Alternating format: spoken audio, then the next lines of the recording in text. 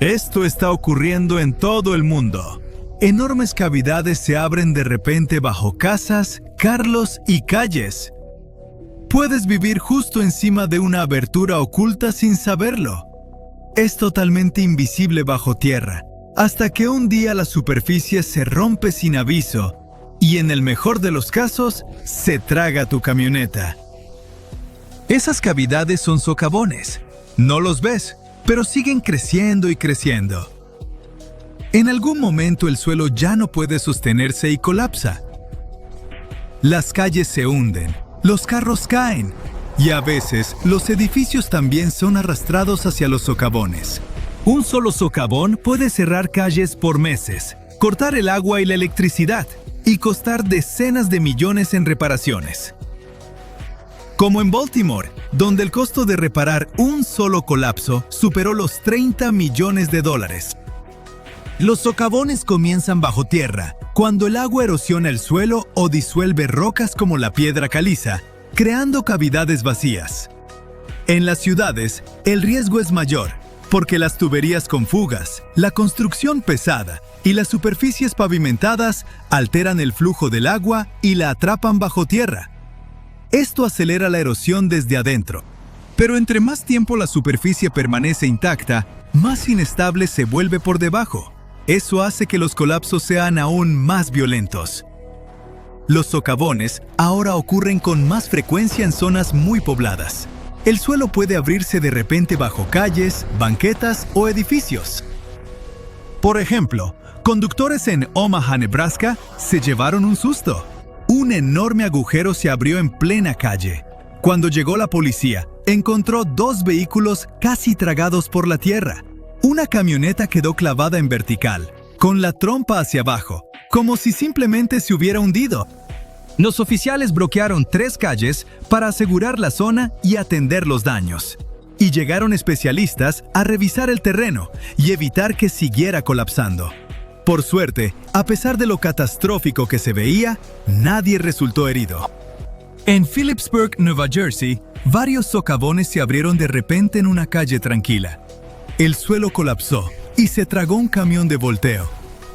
Y como la zona estaba cerca de negocios y casas, el peligro era doble. Los equipos de emergencia llegaron rápido. Bomberos, policía y equipos de excavación bloquearon la calle, evaluaron los daños e intentaron evitar que el suelo siguiera colapsando. Pero los socavones ya se habían extendido por toda la calle, dejando la zona inestable. Los residentes cercanos perdieron el servicio de agua casi de inmediato. Las llaves simplemente dejaron de funcionar. Bomberos y voluntarios fueron de puerta en puerta, repartiendo agua embotellada para cubrir las necesidades básicas. Al mismo tiempo, ingenieros comenzaron a inspeccionar las casas cercanas. Revisaron cimientos, buscaron grietas y evaluaron la estabilidad del suelo. Algunas casas estaban demasiado cerca de la zona del colapso y había un riesgo real de que no fueran seguras para habitarlas. Ahora, pasemos a otra parte del mundo. En Bangkok, una amplia avenida concurrida cedió de repente y cayó unos 50 metros bajo tierra, abriendo un enorme socavón casi en el centro de la ciudad. Este colapso ocurrió cerca de grandes hospitales y una estación de policía en una zona residencial. Las autoridades bloquearon el sitio rápidamente y pidieron a residentes y trabajadores cercanos que abandonaran el área. Los primeros reportes señalaron que la construcción del tren subterráneo fue un factor clave. El suelo de la obra comenzó a desplazarse y deslizarse. Esto debilitó el terreno de arriba y provocó el colapso. Interrumpió los servicios de la zona, incluyendo la electricidad. Lo bueno es que, aunque el incidente fue extremadamente grave, no hubo heridos ni víctimas mortales. En la región de Konya, en Turquía, un hombre estaba en su casa tomando té con amigos cuando escuchó un ruido sordo afuera. Se hacía cada vez más fuerte. Entonces se oyó una explosión. El hombre corrió a la ventana y vio agua y lodo saliendo disparados al aire, tan alto como los árboles cercanos. Ya sabía lo que estaba pasando. Un enorme socavón acababa de abrirse, de unos 50 metros de ancho y 40 de profundidad. Y no era el primero. Otro se había formado en su terreno un año antes. Ocurrió en agosto, la época más calurosa del año. Los socavones se extienden rápidamente por esta región agrícola. Los expertos ya cuentan casi 700. Los agricultores enfrentan riesgos constantes. Los campos colapsan y la tierra desaparece. Todo su trabajo se pierde en segundos. El problema es que gran parte de la región está sobre piedra caliza, que el agua puede disolver lentamente. Pero la agricultura lo ha empeorado.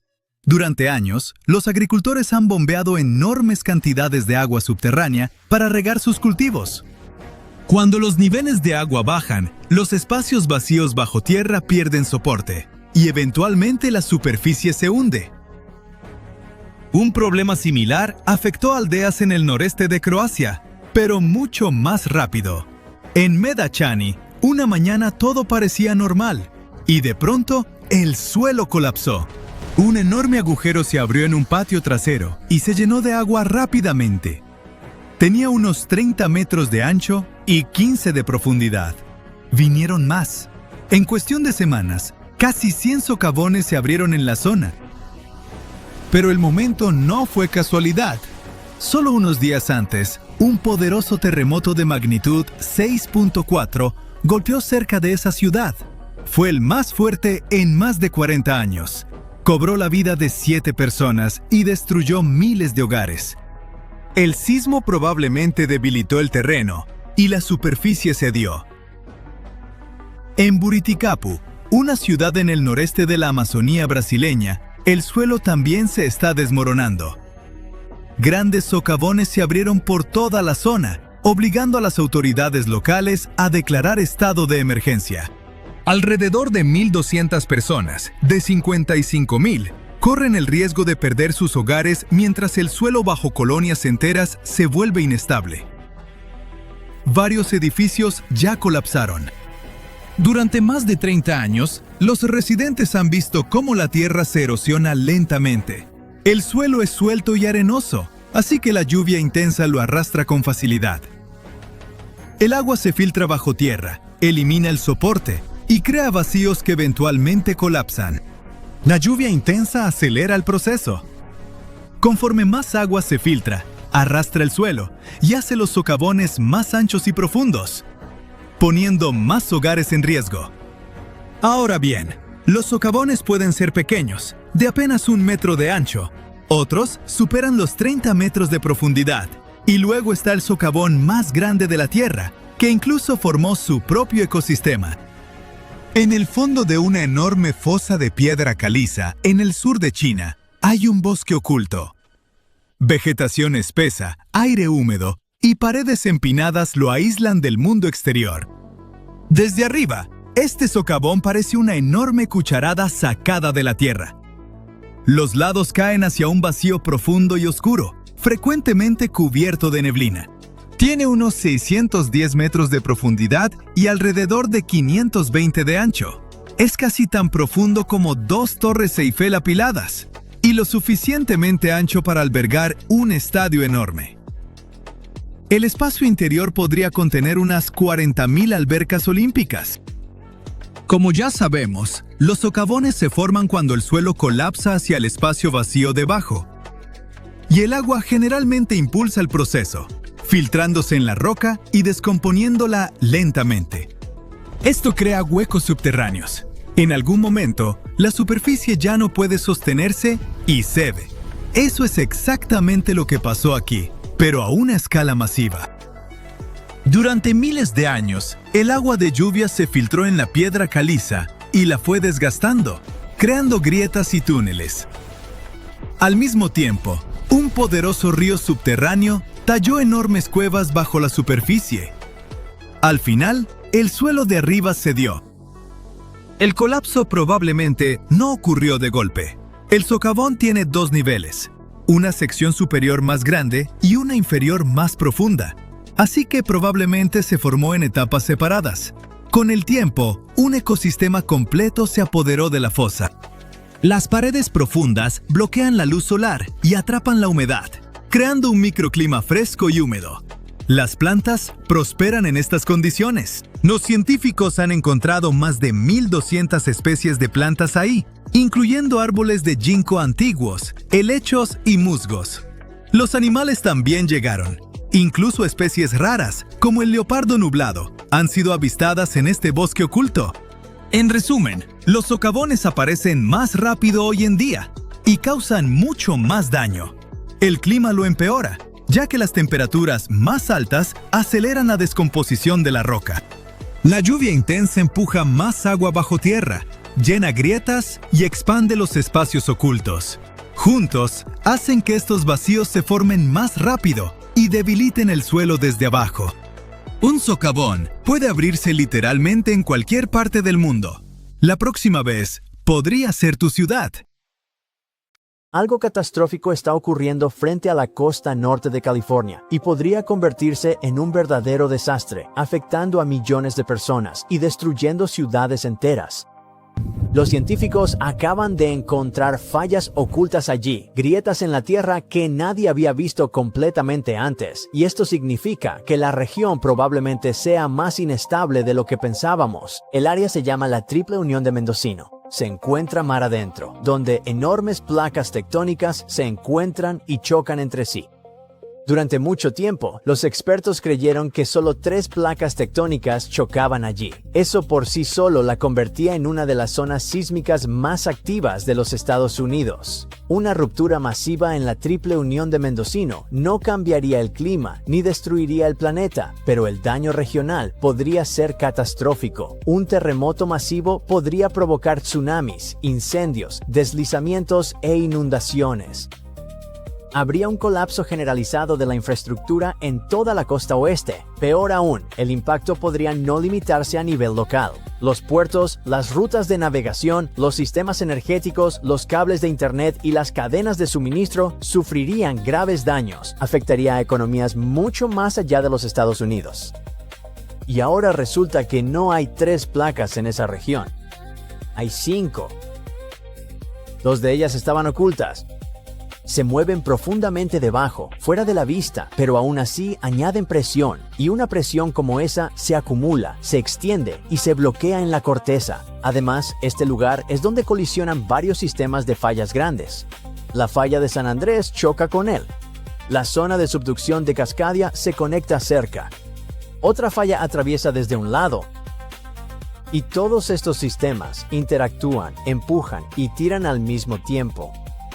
Esto crea una zona donde el suelo está bajo tensión constante. Puede que se esté acumulando sin que lo rastreáramos, bloqueándose en fallas ocultas y almacenando energía con el tiempo. Al liberarse, no será un evento lento ni silencioso. En el peor de los casos, podría desencadenar terremotos devastadores, alcanzando potencialmente una magnitud de 8. Ese nivel de sacudida puede causar daños generalizados en ciudades, infraestructura y zonas costeras. Millones de personas viven a lo largo de esta parte de la costa de California. Carreteras, puentes, líneas eléctricas y comunidades enteras están ubicadas sobre este sistema. Y ahora sabemos que esta región podría ser más inestable de lo que nadie imaginaba y el riesgo real podría ser mayor de lo esperado. Resulta que antes solo estábamos viendo la superficie. Gran parte de la actividad estaba oculta. Por eso, investigadores instalaron instrumentos sensibles en el noroeste del Pacífico para observar qué ocurría bajo la costa. Estos dispositivos detectaron pequeños sismos de baja frecuencia, tan leves que no llegan a la superficie, pero que revelan dónde las placas rozan y se mueven. Esas señales débiles revelan que partes de la corteza terrestre se estaban rompiendo y hundiendo de formas que nadie había mapeado antes. Un trozo de la placa norteamericana se ha desprendido realmente. Ahora está siendo arrastrado hacia abajo junto con otra placa llamada la placa de Gorda, justo en el borde de la zona de subducción de Cascadia. También había otro fragmento enterrado, un resto de una placa antigua que se encontraba a lo largo de la costa de California hace millones de años. La mayor parte de esa placa antigua ya no existe, pero este trozo no desapareció. Todavía está ahí y está siendo arrastrado bajo el continente y está sucediendo de una manera más enredada de lo que nadie esperaba. La profundidad de esto es distinta a lo que pensaban los científicos. Estas placas están más cerca de la superficie, lo que explica un misterio. El terremoto de magnitud 7.2 que golpeó el condado de Humboldt en 1992 comenzó a poca profundidad, haciendo que la sacudida fuera más fuerte en la superficie. Ahora tiene sentido. La fuente simplemente no era tan profunda como se esperaba, porque todo el sistema se encuentra más arriba. Y una cosa más cambió. Los científicos creían que las principales líneas de falla tenían un borde definido donde una placa se desliza bajo otra, pero en realidad es un sistema más disperso y difícil de rastrear. Parece un conjunto enredado de piezas rotas, moviéndose, empujando y deslizándose bajo tierra simultáneamente. Para confirmar que no fuera un error, los investigadores usaron modelos basados en las mareas oceánicas. Todos los días, las mareas empujan y tiran de la corteza terrestre, añadiendo pequeñas cantidades de tensión a la roca que hay debajo. Así que podemos rastrear cómo responde el suelo a esa tensión y entender lo que está sucediendo bajo tierra. Bueno, los resultados fueron los mismos. Es evidente que los modelos sísmicos para esta zona debían cambiar. El riesgo podría ser mayor de lo que pensábamos. El límite está desplazado. Toda el área está más cerca de la superficie de lo que pensábamos anteriormente. Además, hay dos zonas de peligro en esta región, la falla de San Andrés y la zona de subducción de Cascadia. Ambas pueden producir terremotos muy grandes y destructivos. La falla de San Andrés es uno de los lugares más peligrosos de la Tierra. Se extiende por aproximadamente 750 millas. Aquí es donde dos enormes piezas de la Tierra, la placa del Pacífico y la placa de América del Norte, se deslizan una contra otra. De vez en cuando, se rompen repentinamente y es entonces cuando ocurren los terremotos. Aunque las placas se mueven solo alrededor de 1 pulgada al año, ese movimiento lento se suma y la tensión se acumula profundamente bajo tierra. En el norte, la falla desaparece en el océano. En ese lugar, las cosas se vuelven aún más intensas porque es una zona donde colisionan múltiples fuerzas tectónicas. Es una de las regiones más inestables de los Estados Unidos. Un terremoto masivo en una zona de subducción cercana podría desencadenar una reacción en cadena y provocar movimiento a lo largo de la falla de San Andrés. En el sur, la falla llega cerca del mar de Salton. Allí, el suelo comienza a separarse. La corteza se está estirando, adelgazando y rompiendo lentamente. Con el tiempo, puede crear una nueva cuenca oceánica. En este momento, los sedimentos del río Colorado están llenando ese hueco y conteniendo el agua de mar, pero el suelo se está desplazando por debajo. La falla fue identificada por primera vez a finales del siglo XIX, pero su poder se hizo evidente después del terremoto de San Francisco de 1906. Cuando los científicos hicieron el mapa del área devastada, vieron una línea larga, casi perfecta. Esa línea era la falla, un sistema masivo capaz de mover secciones enteras de tierra. Hoy en día, los científicos todavía están tratando de entender cómo se comporta. Incluso han perforado directamente en la falla para estudiarla desde el interior. Esto es importante porque se mueve, se bloquea y acumula tensión constantemente, y nadie puede decir exactamente cuándo ocurrirá la próxima gran ruptura. En cuanto a la zona de subducción de Cascadia, es igual de peligrosa. Se extiende por unas 620 millas desde el norte de California hasta pasar Oregón y Washington, llegando a Canadá. Pero no la verás en tierra firme. Se encuentra mar adentro, a unas 70 a 100 millas en el Océano Pacífico. Allí abajo, una placa oceánica más pequeña se desliza lentamente bajo el continente norteamericano. Cuando esta zona se rompe, puede producir un megaterremoto, el tipo más grande en la Tierra, de magnitud 9 o superior. La última vez que sucedió fue en 1700. Desde entonces, las placas han seguido empujando y durante más de 300 años se ha ido acumulando tensión a lo largo de toda la falla. Cuando se libere, el temblor podría durar de 5 a 7 minutos a lo largo de la costa, y eso sería solo el primer impacto. Un terremoto de esa magnitud también provocaría un tsunami. Las olas podrían alcanzar más de 100 pies de altura y dirigirse rápidamente hacia la costa. En algunos lugares podrían llegar en 10 a 15 minutos. Es apenas tiempo suficiente para reaccionar. Zonas costeras enteras podrían ser golpeadas antes de que la gente siquiera se dé cuenta de lo que viene, y el daño no se detendría en la línea costera. Ciudades como Seattle, Portland y Vancouver están ubicadas en la zona de impacto. Los sistemas de energía, agua y comunicación podrían caerse todos a la vez, y millones de personas se verían afectadas. El suelo podría hundirse varios pies en algunas áreas. En otras, podría volverse inestable, haciendo que los edificios se inclinen, se deslicen o colapsen. Y dado que gran parte de la infraestructura en esta región no fue construida para soportar sacudidas tan fuertes o tan prolongadas, cuando suceda, será una reacción en cadena: sacudidas, colapso, inundaciones y, finalmente, aislamiento. Ahora necesitamos entender el proceso tectónico en la región porque, cuando se trata de terremotos, conocer los detalles precisos puede marcar la diferencia entre estar preparado y ser tomado por sorpresa.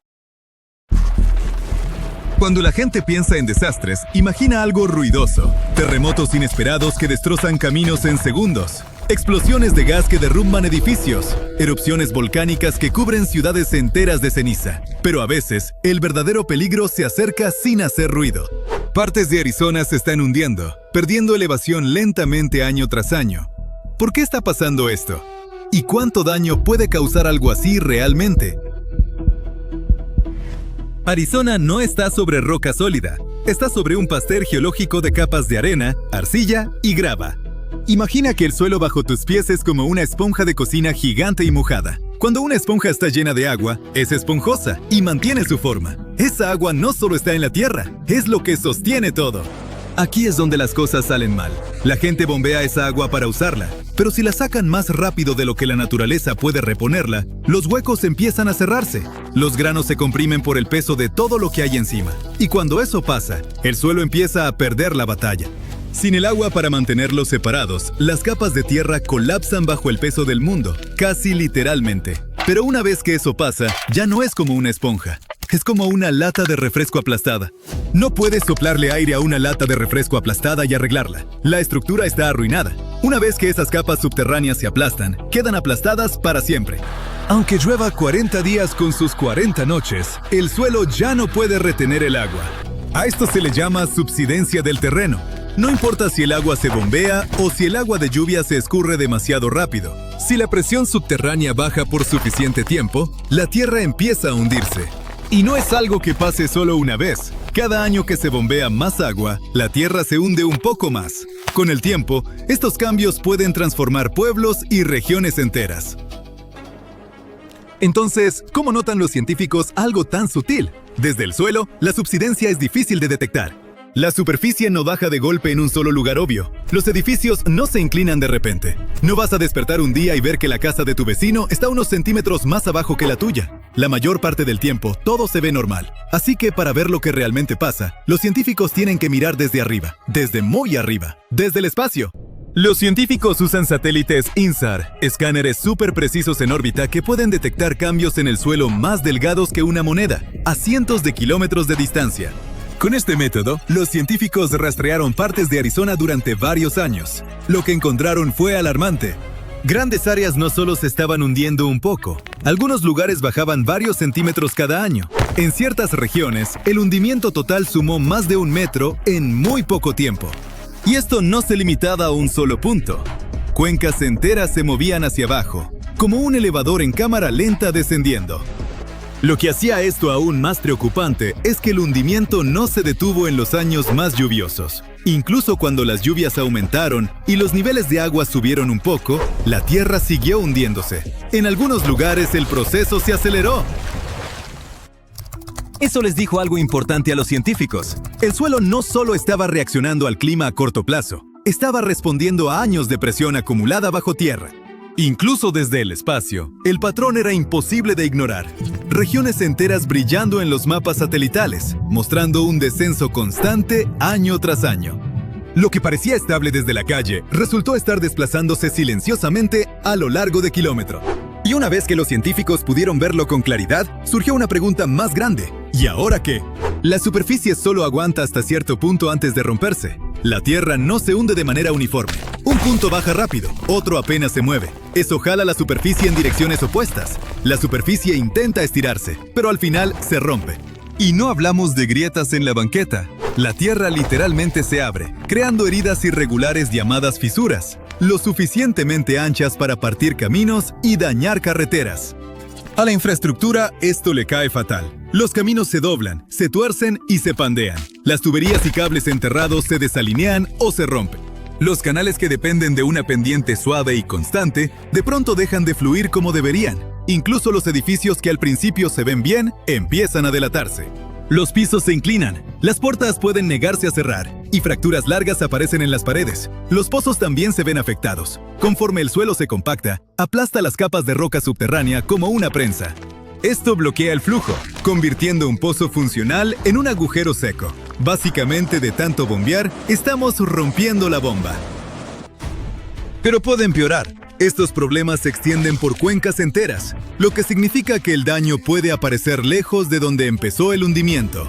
Para cuando el daño en la superficie se hace obvio, los cambios subterráneos que lo causaron ya pueden ser irreversibles.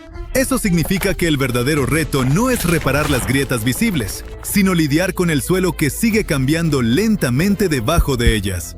Entonces, ¿se puede detener o quizá revertir? Esta es la dura realidad. No hay botón de deshacer para esto. Una vez que esa roca subterránea se aplasta, queda aplastada. Lo mejor que podemos hacer es pisar el freno y evitar que empeore. Una opción es la recarga artificial. Arizona ha construido sistemas enormes para mover agua por todo el estado. Uno de los más grandes es el proyecto de Arizona Central, un canal que se extiende por más de 530 kilómetros, llevando agua del río Colorado hasta el corazón del desierto. Vierten cantidades enormes de agua en campos vacíos gigantes llamados cuencas de recarga, dejando que se filtre de vuelta al subsuelo para represurizar la tierra. No está arreglando la esponja aplastada, ese daño ya está hecho. Es más como aflojar el agarre para no aplastarla más. No recuperas el espacio, pero puedes evitar que las cosas empeoren. El otro enfoque es más difícil. Arizona trazó líneas firmes en el mapa. Se llaman áreas de gestión activa. Y dentro de ellas, el uso de agua subterránea está estrictamente limitado. Ya no puedes simplemente perforar un pozo donde sea y bombear sin parar.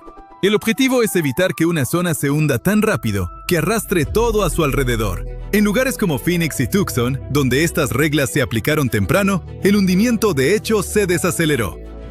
En otras partes del estado donde el bombeo siguió siendo intenso y las reglas eran más relajadas, el suelo siguió bajando. No porque la idea no funcione, sino porque frenar la subsidencia solo funciona si se alivia la presión a tiempo.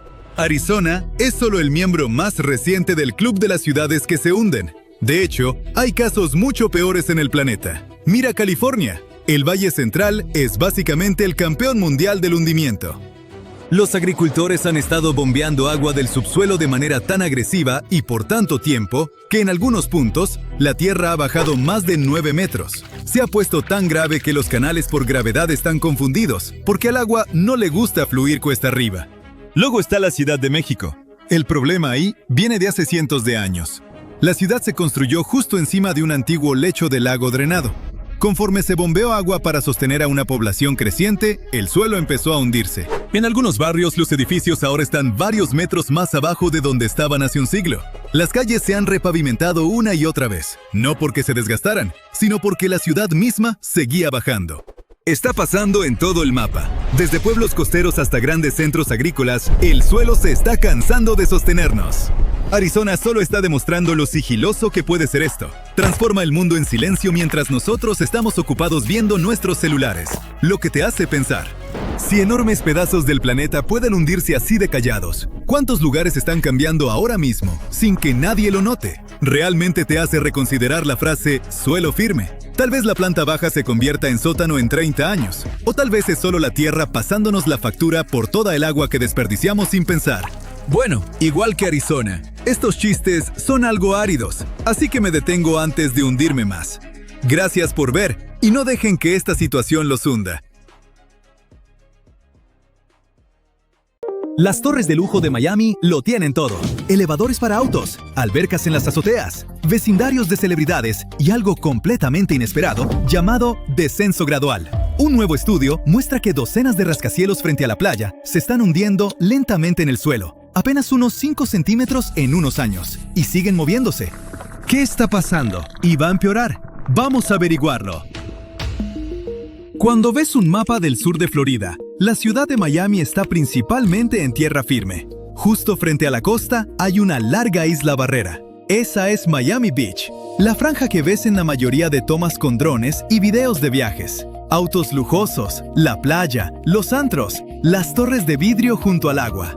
Todo eso está en esta isla, pero no siempre fue así. Por mucho tiempo, esta área era principalmente hoteles viejos y edificios de departamentos sencillos. Cuando los precios subieron y compradores más ricos empezaron a buscar vistas al mar, los desarrolladores comenzaron a demolerlos y poner rascacielos de lujo en su lugar. Piso por piso, esa isla se convirtió en un estrecho muro de vidrio frente al Océano Atlántico. Ahora, aquí está el problema. Miami Beach está a solo 1.2 o 1.5 metros sobre el nivel del mar. Eso es apenas suficiente altura para estar cómodos. Cada otoño, las mareas reales empujan agua por los drenajes y cruzan ciertas calles en días brillantes y despejados. Las inundaciones a veces son tan graves que los locales podrían andar en kayak por los estacionamientos por diversión. Puede sonar como un video chistoso, pero para los investigadores planteó una pregunta seria. ¿Podría el mismo terreno estar moviéndose bajo las torres también? Algunos edificios ya habían mostrado señales de movimiento, y la pregunta era si el suelo mismo seguía asentándose bajo todo ese concreto y acero. Para averiguarlo, los científicos usaron un método llamado INSAR, que significa Radar de Apertura Sintética Interferométrico. Funciona haciendo que los satélites escaneen el mismo punto en la Tierra una y otra vez, usando radar para detectar cambios minúsculos en la elevación. Es como ver una torre en cámara lenta desde el espacio, rastreando si se mantiene firme o se hunde lentamente. Esos escaneos apilan cientos de pasadas satelitales sobre las mismas esquinas de balcones y bordes de techos. Es el mismo tipo de radar que la NASA usa para rastrear volcanes y movimientos del suelo. Con suficientes imágenes, los investigadores pueden detectar movimientos tan pequeños como el grosor de una tarjeta de crédito. Entre 2016 y 2023, se enfocaron en esta sección de costa desde Sunny Isles hasta Miami Beach. Los datos mostraron que al menos 35 edificios altos se habían movido hacia abajo durante ese periodo. En algunos casos, el suelo había bajado poco menos de 2,5 centímetros. En otros, era más cerca de 7,5 centímetros. Puede que no parezca mucho, pero en poco tiempo, y en estructuras tan pesadas, significa que algo anda mal. Estos no eran edificios nuevos en construcción. La mayoría ya estaban terminados, lo que hace que el movimiento continuo sea inusual. En teoría, deberían haberse asentado y parado, pero no lo hicieron. Entonces, ¿qué exactamente está haciendo que el suelo se hunda bajo estas torres? Veamos bajo tierra, específicamente justo debajo de estos edificios bonitos. Debajo de la isla hay una mezcla de arena y piedra caliza de Miami.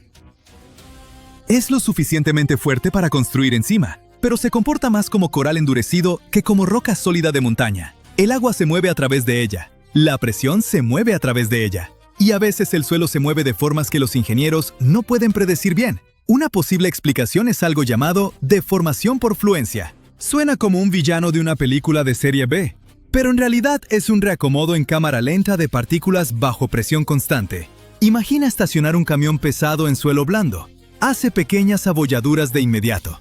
Pero si el camión se queda ahí mucho tiempo, esas abolladuras lentamente se hacen más profundas. El suelo sigue aplastándose un poquito a la vez. Ese aplastamiento lento es lo que podría estar pasando bajo estos edificios. Pero no es solo el peso. La construcción misma puede despertar al suelo. Martillos piloteadores, excavación y maquinaria pesada pueden sacudir las capas arenosas lo suficiente para que los edificios viejos cercanos empiecen a moverse otra vez. El estudio también encontró que algunas de las torres más nuevas mostraron un movimiento más fuerte en general, probablemente porque el suelo debajo de ellas todavía se estaba ajustando después de construcción reciente. Y luego está el agua. La piedra caliza debajo actúa como una esponja, absorbiendo agua del océano por abajo y la lluvia por arriba. Cuando esa agua se mueve, silenciosamente carcome la roca y mueve la arena que sostiene todo. Así es como el suelo se afloja lentamente. Entonces, tenemos un suelo esponjoso, edificios pesados y el constante temblor de la construcción. Más agua fluyendo a través de la roca. Con el tiempo, todo eso se suma. Presiona hacia abajo solo un poco al principio, luego un poco más. Solo estamos hablando de centímetros, pero incluso pequeños movimientos desiguales pueden ser suficientes para poner nerviosos a los ingenieros. ¿Qué significa para los edificios y la gente haciendo reels?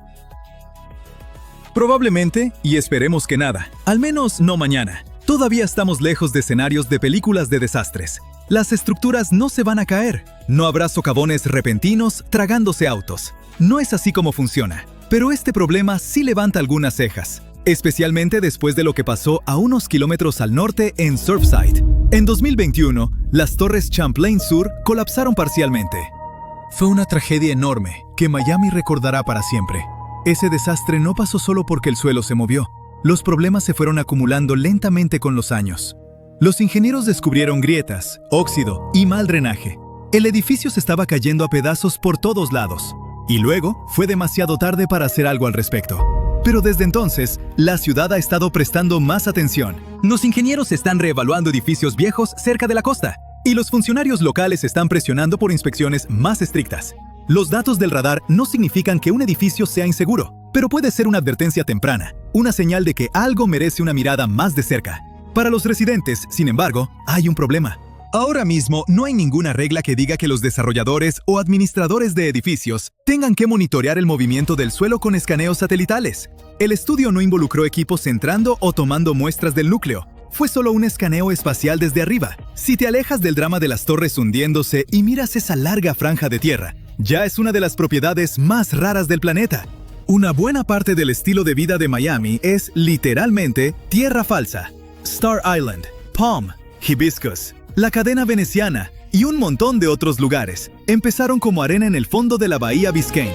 La bahía fue dragada en los años 20. La arena se apiló en islas y los desarrolladores convirtieron esas pilas en vecindarios de celebridades, donde las casas ahora cuestan decenas de millones de dólares. Algunas de las personas más ricas de la Tierra tratan esta área como su tablero de juego privado. Fisher Island, justo al lado de South Beach, actualmente tiene el código postal más caro de Estados Unidos, con un precio medio de listado en el rango de 8 cifras.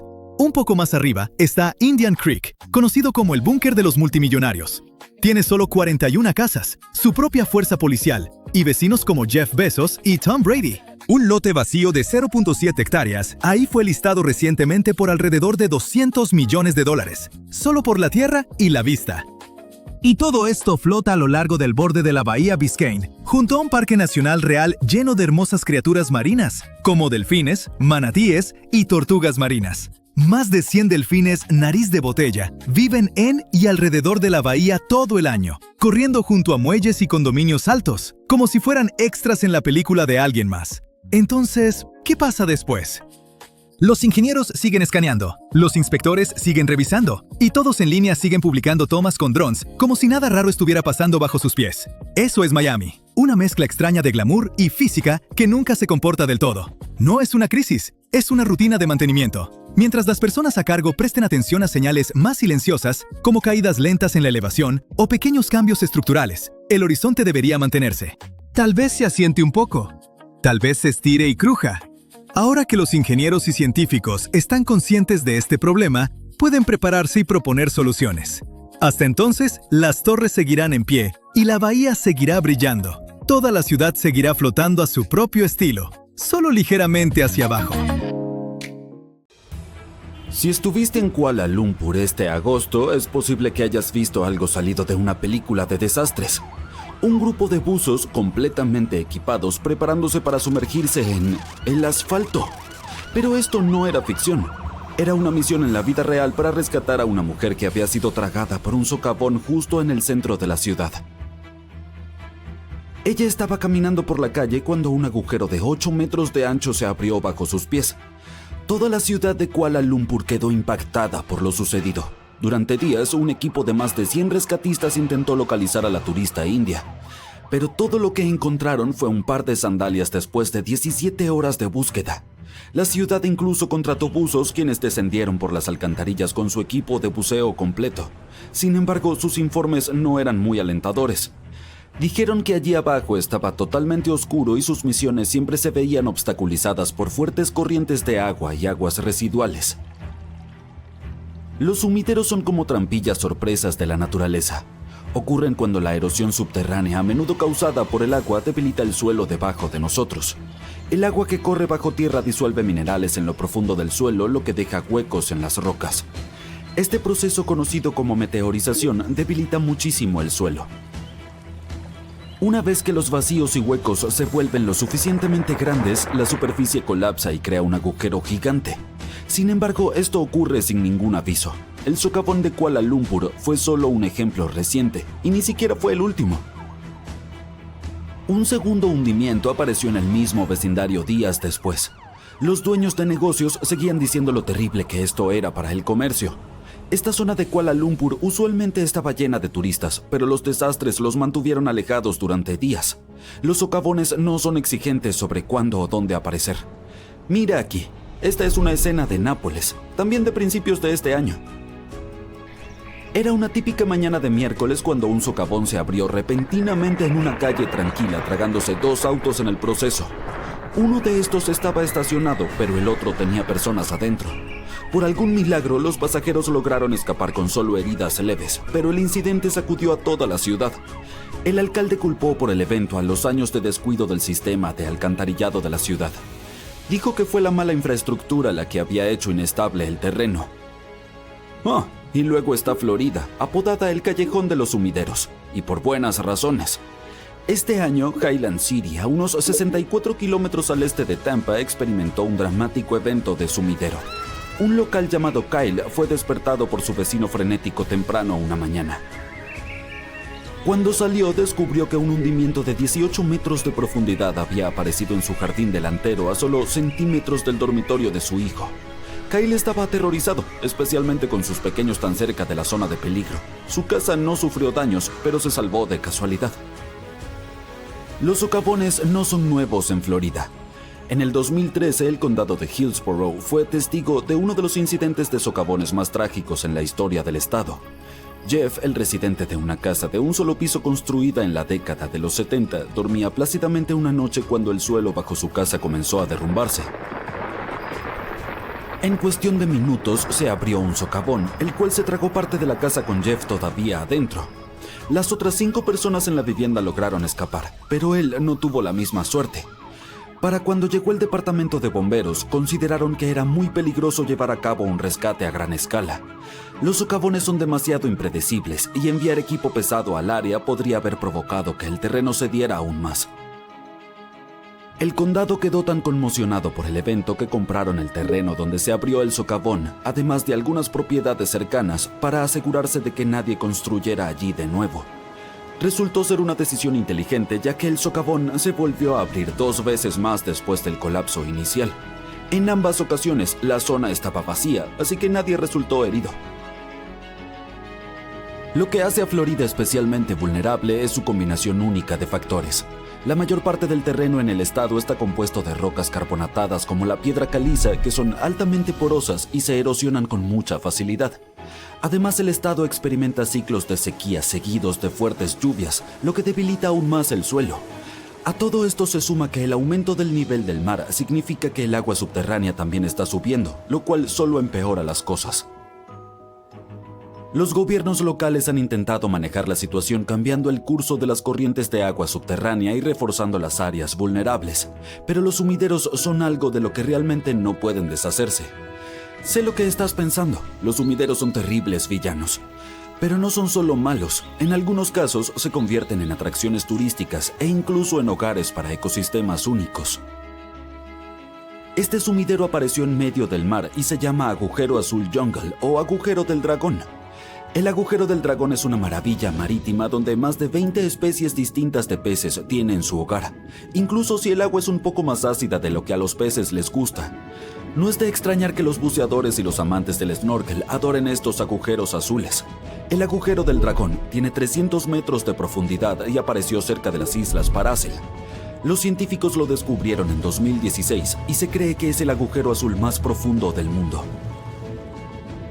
Un agujero azul aparece cuando un sumidero se forma bajo el agua. Aquí tienes un resumen científico rápido.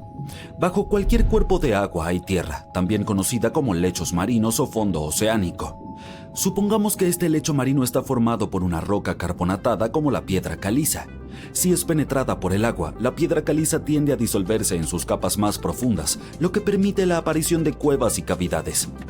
Este es un proceso que comienza en lo profundo del subsuelo y va avanzando hacia la superficie. Cuando alcanza la superficie y el llamado techo de la cueva es frágil, de pronto ahí es cuando obtenemos un sumidero submarino, también conocido como agujero azul. Otra manera en que se forman agujeros profundos es a través de reacciones químicas submarinas. Cuando el agua dulce de las profundidades del suelo se encuentra con el agua salada de los océanos, esto puede causar reacciones químicas. Estas producen ácidos débiles que desgastan las rocas madre y crean estas enormes cuevas submarinas. El agujero del dragón es tan profundo que los científicos piensan que se formó mediante un proceso diferente. Ellos especulan que fue debido a actividad tectónica o algún otro evento geológico desconocido. Existen algunos otros agujeros azules en el mundo, como el agujero azul de Dean, ubicado en las Bahamas, o el gran agujero azul en Belice. Este último es un destino de buceo extremadamente popular, donde los turistas pueden explorar este sumidero de 146 metros de profundidad. Pero espera hasta que veas este impresionante sumidero en Brasil. Conoce el Pozo de las Guacamayas, uno de los mayores sumideros interiores de América del Sur. Este agujero tiene una profundidad de 100 metros y también es resultado de la erosión de piedra caliza. Su nombre ya revela su función actual. Sirve como hogar para miles de guacamayas de diversas especies.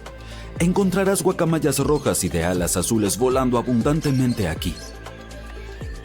Se formó hace aproximadamente 300 millones de años y hoy en día es una reserva natural. Las paredes rocosas del cenote resultaron ser un gran refugio para las guacamayas. Durante todo el día, estas aves vuelan de izquierda a derecha, siempre acompañadas de su pareja. En caso de que no lo supieras, las guacamayas son realmente monógamas. Y ¡oh, qué romántico! Se estima que actualmente hay 60 parejas de guacamayas ocupando este cenote. Uno de los sumideros más fascinantes que encontrarás es el sumidero de Bima, en Omán. Esta enorme estructura se encuentra en un desierto seco y rocoso y alberga una piscina de agua turquesa. Era abril de 2025, cuando los geólogos regresaron por primera vez en el año a la cuenca de géiseres Norris en Yellowstone. Y mientras hacían su revisión de rutina, se dieron cuenta de que esta vez algo estaba distinto. Donde antes solo había un pedazo de suelo sin chiste, ahora había un cráter enorme, como de 4 metros de ancho, lleno de un agua rara, lechosa, azul clarito. Todos se espantaron. ¿Era la señal de que el supervolcán de Yellowstone estaba por hacer erupción? De ser así, sería un desastre mundial, del tipo que borra ciudades. Según el Servicio Geológico de Estados Unidos, los efectos se sentirían en todo el planeta.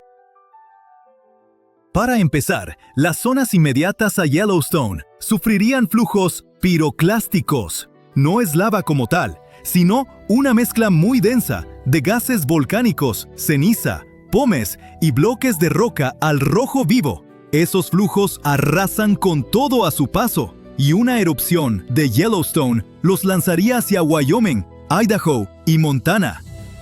Las zonas más alejadas se librarían de esos flujos, pero les caería ceniza. Sería especialmente intensa en los estados más cercanos al epicentro. La ceniza sería especialmente peligrosa al respirarla. El peso de la ceniza también sería una amenaza seria. Ahogaría los cultivos y derrumbaría edificios conforme se fuera acumulando. Las consecuencias trágicas serían incontables, pero ya hablaremos de eso más adelante, porque poco después del hallazgo, ese hoyo raro sorprendió hasta a los expertos.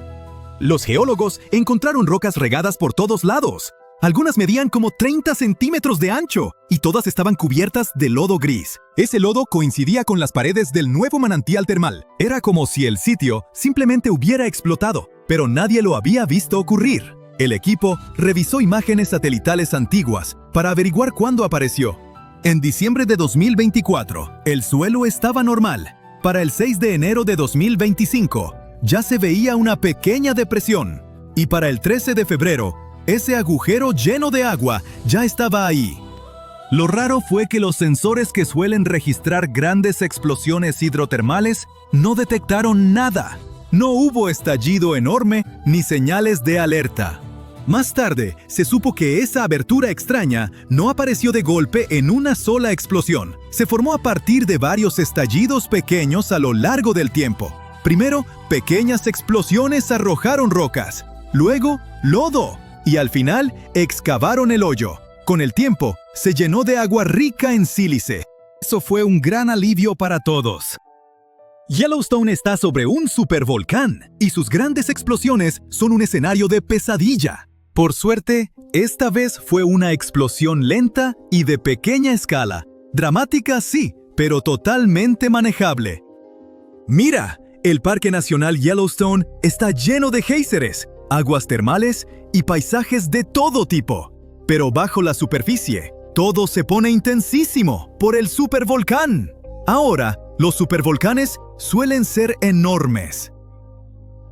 A menudo, ni siquiera tienen cono, porque suelen ser los restos de gigantescas cámaras de magma que, al vaciarse durante grandes erupciones, dejaron una caldera. Suelen ubicarse sobre puntos calientes. No sorprende que puedan producir supererupciones. Y cuando eso pasa, lanzan a la atmósfera más de 1000 kilómetros cúbicos de ceniza, roca fundida y gases calientes. En otras palabras, 4 supererupciones podrían llenar el Gran Cañón hasta el borde.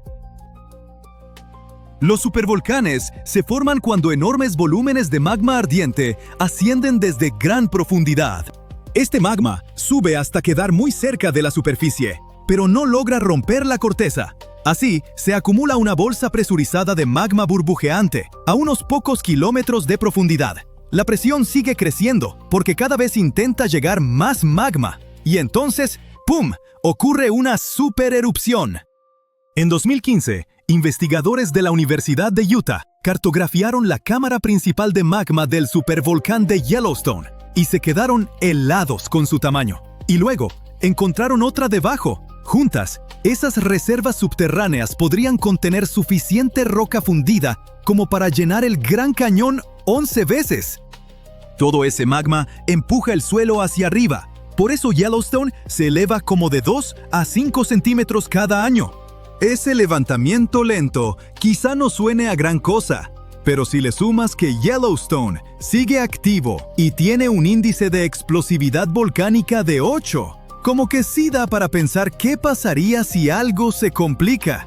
Y sí, Yellowstone ha estado algo inquieto en los últimos años. En marzo de 2023, hubo 354 sismos. La mayoría fueron muy pequeños, pero el mayor alcanzó magnitud 3.7, como parte de un enjambre de 106. Ahora, antes de entrar en pánico, los expertos del Observatorio del Volcán de Yellowstone dicen que no hay razón para alarmarse. No viene una erupción pronto. Los volcanes no siguen calendario. Que Yellowstone lleve mucho tiempo sin estallar no significa que esté por hacerlo. Por ahora, el parque está estable. Pero la comunidad científica vigila de cerca todo lo que pasa bajo tierra, los sismos, el levantamiento del suelo e incluso cambios de temperatura, por si acaso. El penacho supercaliente de magma, un punto caliente bajo Yellowstone, lleva agitándose desde hace 17 millones de años. La corteza terrestre se ha ido desplazando sobre él, y el punto caliente fue dejando una hilera de volcanes que se extiende por más de 720 kilómetros a lo largo de la planicie del río Snake. La mayoría de esos antiguos volcanes hoy están enterrados bajo capas de lava y sedimentos. Solo en los últimos 2.1 millones de años, Yellowstone ha desatado 3 erupciones cataclísmicas tan enormes que lograron remodelar el paisaje. Cada explosión envió flujos piroclásticos, ríos de roca ardiente, ceniza y pómez que corrieron por kilómetros a la redonda. Los restos se apilaron en capas de decenas de metros de espesor, y algunas se solidificaron en roca dura parecida a la lava. Cuando esas erupciones vaciaron las cámaras de magma subterráneas, el techo colapsó y se formaron las calderas gigantes que vemos hoy. Y ni después de esas mega erupciones Yellowstone se detuvo. Entre 180.000 y 70.000 años atrás, salieron a la superficie enormes coladas de lava riolítica, a veces de más de 600 kilómetros cúbicos. Algunas siguieron líneas de ventilas de norte a sur. La colada de West Yellowstone ocurrió hace alrededor de 110.000 años. La de Nez Perce Creek fue hace 160,000. Si te paras en Madison Junction, en el borde noroeste de la caldera, lo verás. Un acantilado que se formó cuando la erupción de la toba de Lava Creek hizo colapsar el terreno hace 640,000 años. Y dentro de la caldera, verás las coladas endurecidas, serpenteando por el fondo. Saber cuándo podría estallar un supervolcán es como aprender a leer las señales de alerta de la naturaleza. Miles de años antes de una erupción grande, el calor subterráneo empieza a aumentar y las cámaras de magma se vuelven como ollas de presión a punto de estallar.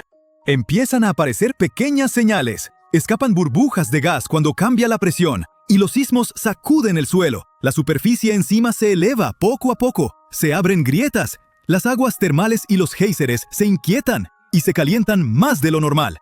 Ahora, ¿qué pasaría si Yellowstone hiciera erupción? ¿Recuerdas los flujos piroclásticos de los que hablamos? Pueden tener dos partes. Una corriente densa que va pegada al suelo y una nube de ceniza que viaja por encima de esa corriente. Juntas devastarían áreas enormes. La ceniza incluso llegaría a Europa en 3 a 4 días después de la erupción, aunque allá no sería tan grave.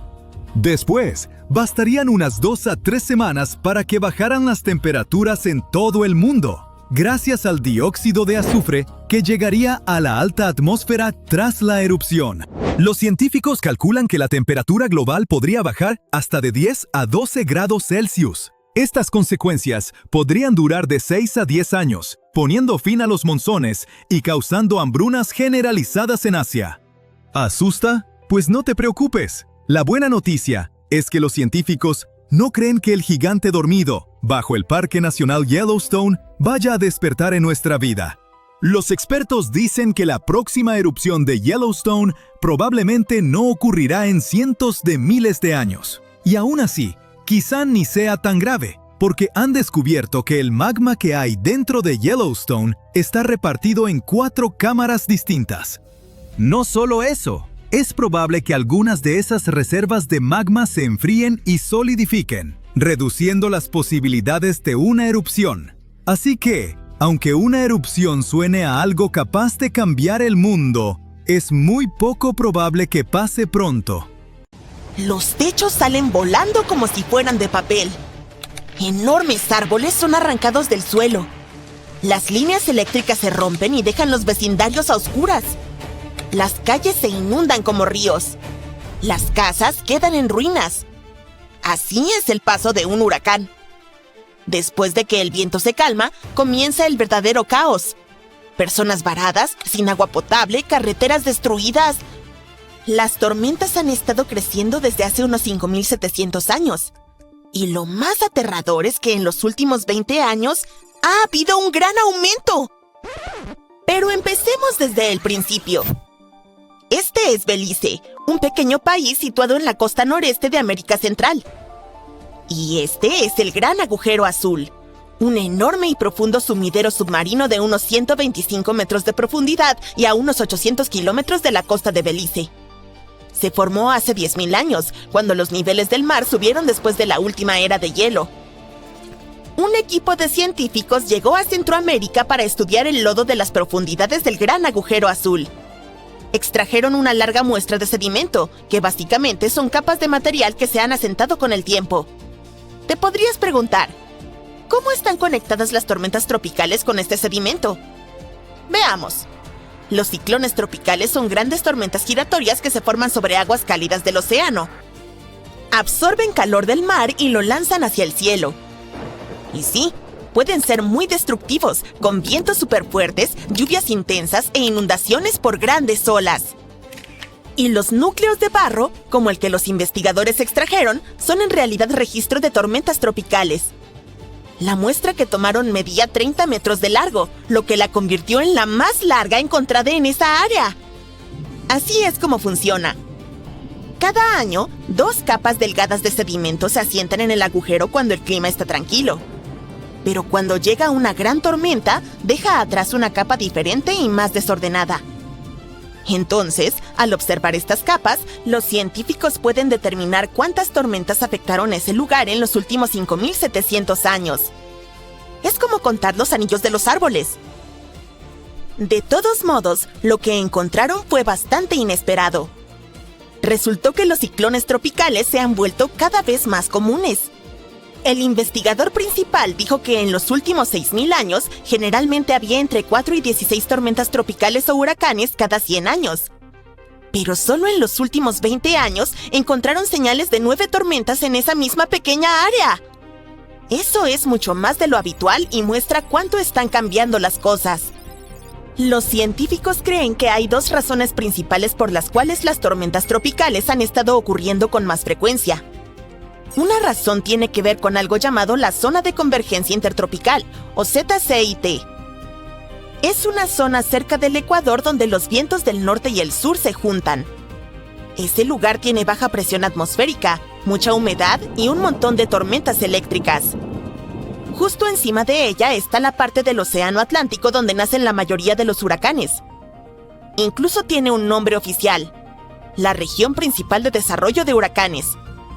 Normalmente, la Zona de Convergencia Intertropical, ZCIT, se mueve hacia el norte en verano y hacia el sur en invierno debido a los cambios en las temperaturas del océano. Sin embargo, en los últimos miles de años se ha ido desplazando, lentamente, cada vez más hacia el sur. Por eso, el área donde suelen formarse las tormentas también se ha movido hacia el sur. Esto significa que las tormentas ahora se están formando y dirigiéndose hacia partes más bajas del Atlántico que antes. La segunda razón del reciente aumento en las tormentas son las crecientes temperaturas oceánicas. La Tierra se ha calentado y el océano también.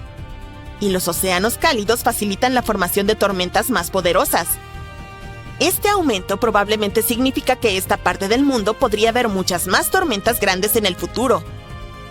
Si las cosas siguen como van, los científicos piensan que el Caribe podría ser golpeado por hasta 45 tormentas tropicales y huracanes para finales de este siglo.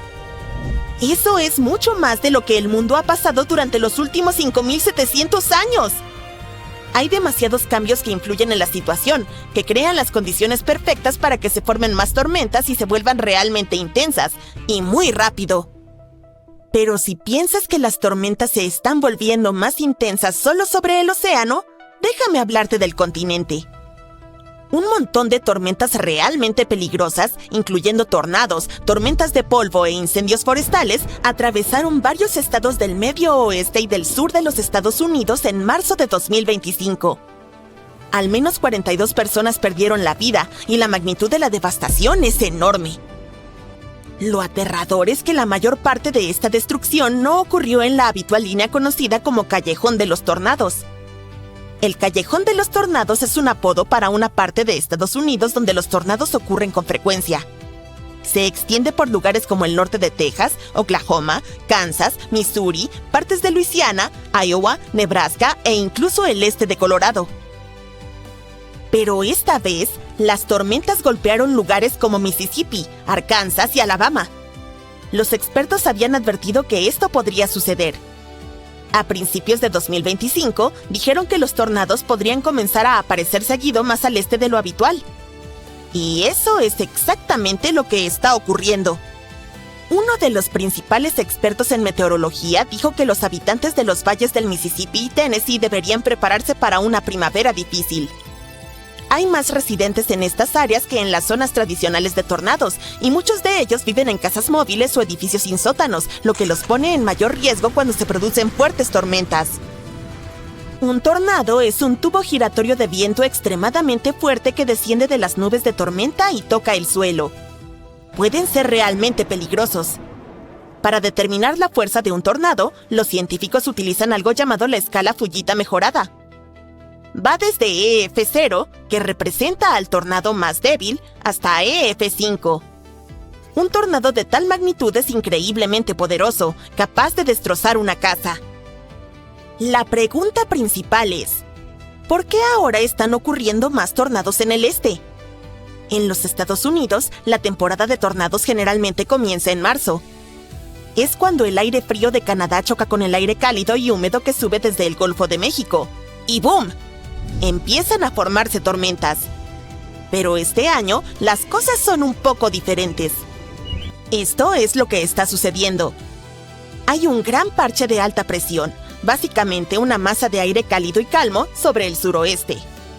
Eso mantiene las condiciones estables en el oeste, por lo que se esperan menos tormentas eléctricas y también menos tornados allí. Así que los tornados se están desplazando hacia el este. Mientras tanto, el Golfo de México está muy cálido este año, y eso contribuye a la formación de tormentas en el sureste de los Estados Unidos. El agua caliente añade mucha energía a la atmósfera, lo que puede dar lugar a tormentas más fuertes y frecuentes en lugares como Mississippi, Alabama y Tennessee. Más al norte, alrededor de los Grandes Lagos y el noreste, se mantiene más fresco esta primavera. Eso provoca menos grandes tormentas allá arriba, al menos por ahora. Bien, volvamos a esas devastadoras tormentas de marzo. El 14 y 15 de marzo, un enorme sistema de tormentas atravesó partes del centro y sur de los Estados Unidos.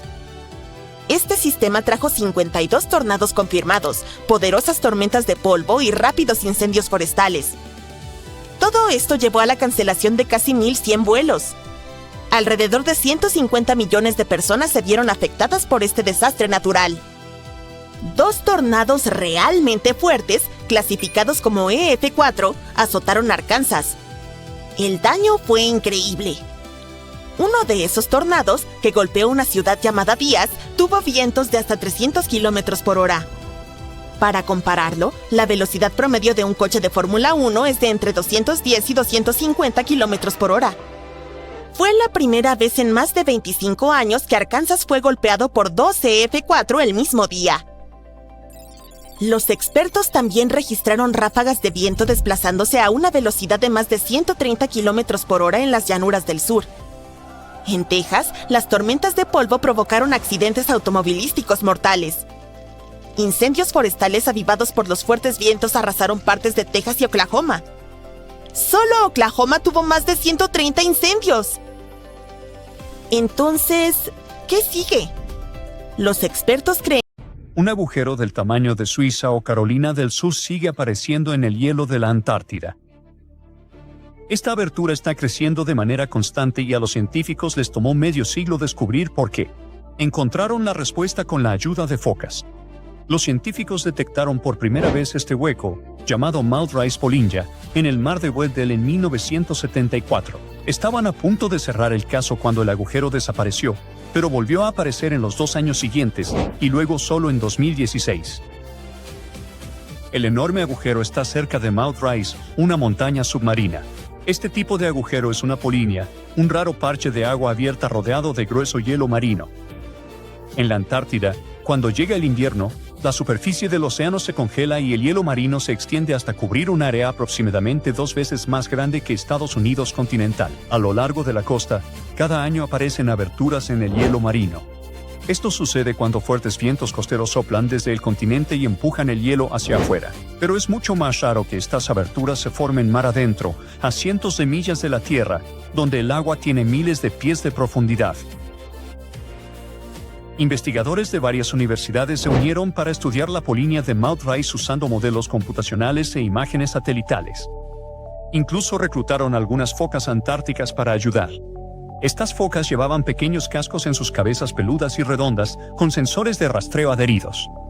Gracias a estas focas científicas, el equipo pudo recolectar datos del agua directamente de la fuente. Después de la investigación, los científicos descubrieron que el agujero fue resultado de una mezcla compleja de factores. El viento, las corrientes oceánicas y la forma especial del fondo marino trabajaron juntos, moviendo calor y sal hacia la superficie. En términos científicos, este movimiento en espiral se llama transporte de Ekman. El transporte de Ekman es lo que sucede cuando el viento altera la superficie del océano. Cuando el viento sopla sobre el agua, crea fricción que agarra la capa superior y la arrastra. Gracias al efecto Coriolis, que proviene de la rotación de la Tierra, el agua en movimiento es empujada en un ángulo de 90 grados respecto a la dirección del viento. Así que, en vez de que el agua vaya exactamente hacia donde la empuja el viento, se desvía en un ángulo. La dirección en la que gira depende de en qué hemisferio del planeta te encuentres. En el hemisferio norte, el agua se desvía en sentido de las agujas del reloj respecto a la dirección del viento, y en el hemisferio sur, se desvía en sentido contrario. Ahora, el transporte de Ekman resultó ser la pieza que faltaba en el rompecabezas del caso del agujero de Mount Rice. Ayudó a equilibrar los niveles de sal y a mantener la mezcla de sal y calor hasta la superficie del océano. Pero a medida que el hielo marino se derrite, el agua superficial se vuelve menos salada, lo que debería detener la mezcla. Así que los científicos se dieron cuenta de que algo más tenía que estar ocurriendo para mantener la Polinia abierta. Tenía que haber otra fuente de sal. La sal baja el punto de congelación del agua. Para averiguar de dónde venía esta sal extra, el equipo volvió a revisar sus datos y corrió más modelos computacionales sobre el océano. Descubrieron que se formaban corrientes giratorias cuando la corriente de Weddell fluye alrededor de Mount Rice. Estas corrientes llevan sal hasta la cima de la montaña submarina. A partir de ahí, entra en acción el transporte de Ekman. Cuando la capa superior de agua se mueve con el viento, el agua de mayor profundidad sube para ocupar su lugar. En Mount Rice, esta surgencia de agua trae consigo el agua extra salada que se acumula alrededor del monte submarino, y eso es lo que ayuda a que la Polinia no se congele. Los científicos siguen cualquier cambio en la Antártida porque influyen en el resto del mundo.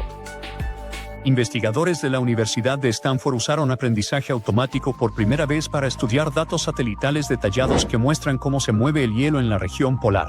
Combinaban enormes cantidades de datos reales con reglas de la física para entender mejor la capa de hielo antártica. Es la masa de hielo más grande de la Tierra, casi el doble del tamaño de Australia. Funciona como una esponja gigante para el planeta, almacenando agua dulce en forma de hielo y estabilizando los niveles del mar. Antes, los científicos dependían de modelos basados en experimentos de laboratorio, pero el hielo real de la Antártida es mucho más complejo, con grietas, bolsas de aire y diferentes tipos de hielo que se comportan de manera impredecible. En vez de intentar modelar cada pequeño detalle, el equipo entrenó un modelo de aprendizaje automático usando datos de 2007 a 2018. Analizó 5 grandes plataformas de hielo y creó nuevos modelos que muestran la resistencia del hielo al flujo. Descubrieron que cerca de la Tierra, el hielo está comprimido y se comporta como lo predicen los experimentos de laboratorio, pero más lejos, el hielo se estira hacia el océano y actúa de manera diferente dependiendo de la dirección. Menos del 5% de la plataforma de hielo está comprimida. El otro 95% se comporta de una forma que los modelos antiguos no explicaban completamente. Esta investigación podría mejorar seriamente nuestras predicciones sobre cómo podría cambiar la Antártida en el futuro. Otra noticia científica importante reciente de la Antártida cambia la historia de las aves como la conocemos. Durante mucho tiempo, era sencillo. Los dinosaurios gobernaron la Tierra hasta que un asteroide impactó hace 66 millones de años y los eliminó a todos, excepto algunos dinosaurios aviares, que eventualmente se convirtieron en aves como águilas y gallinas. Ahora, los científicos han encontrado un fósil sin cabeza de un V/diagonal en la isla Vega, en la Antártida. El fósil tenía 68 millones de años, al menos 2 millones de años más antiguo que el impacto del asteroide. Sin un cráneo, no estaba claro a qué aves modernas podría estar relacionado el V/diagonal, y las suposiciones incluían aves acuáticas y aves costeras. Casi 20 años después, otra expedición encontró un cráneo de ave en la Antártida. Tras un estudio cuidadoso, los científicos lo relacionaron con el VYI y concluyeron que era un ancestro de aves acuáticas modernas como los colimbos y los zampullines. Si todo esto es cierto, el VYI es ahora el ave moderna más antigua conocida en los registros fósiles. El cráneo tenía un pico largo y puntiagudo, un cerebro diferente al de cualquier otra ave del Mesozoico, y señales de músculos mandibulares fuertes, como los míos, que eran perfectos para bucear y atrapar peces bajo el agua. El fósil del cuerpo también tenía adaptaciones para nadar bajo el agua, similares a las de las aves buceadoras modernas. Durante el período Cretácico tardío, la Antártida era una selva templada, muy lejos de Yucatán, así que pudo haberse convertido en un refugio seguro durante el desastre del asteroide. Así que, las aves modernas tempranas pudieron haber sobrevivido ahí. Cuando un enorme iceberg, más o menos del tamaño de Chicago, se desprendió de la gigantesca plataforma de hielo de la Antártida, los científicos que estaban cerca hicieron algo que nadie había hecho antes. Navegaron directamente para revisar el fondo marino recién expuesto. Estudiar la parte inferior de las plataformas de hielo es increíblemente difícil, pero gracias al iceberg 84, de 209 millas cuadradas, de repente se abrió un enorme tramo de fondo marino para explorarlo. Los científicos desplegaron todo su equipo de alta tecnología, incluyendo un sumergible operado a distancia y robots autónomos para recolectar datos sobre el fondo marino y las propiedades del agua que lo cubre. La vida existe casi en todas partes del océano, desde las aguas poco profundas y brillantes hasta las profundidades volcánicas completamente oscuras. Pero el equipo de investigación realmente se sorprendió al encontrar tanta diversidad de vida allá abajo. Encontraron un bosque de esponjas, arañas de mar gigantes, peces de hielo, pulpos, enormes corales, anémonas e incluso medusas de aguas profundas que brillan.